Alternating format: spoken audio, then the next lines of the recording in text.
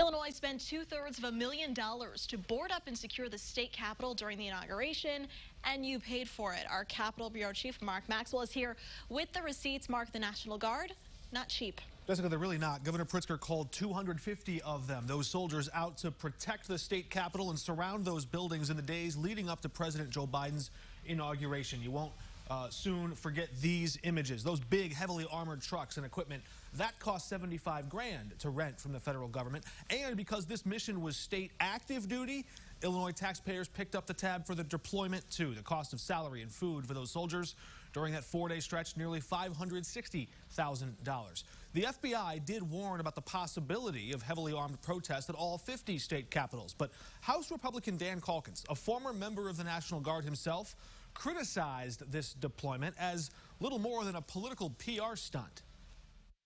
You know, we've never had a Trump protest or gathering in Springfield that's done anything but be peaceful and pick up after itself. There's no one in Springfield. There's nothing going on in Springfield.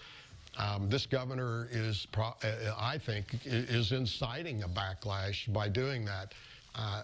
I don't believe that it represents anything going on in Illinois other than a political agenda.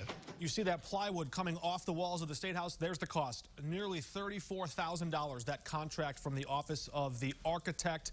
The plywood securing all the floors, the windows and doors are on the first floor there. That brings the total cost of securing the Capitol premises together with the National Guard to nearly $669,000. Illinois also sent National Guard troops to Washington, D.C., along with several other states. We've seen reporting from the Associated Press now, that running tab up to nearly $500 million. But those are federal expenses, Jessica.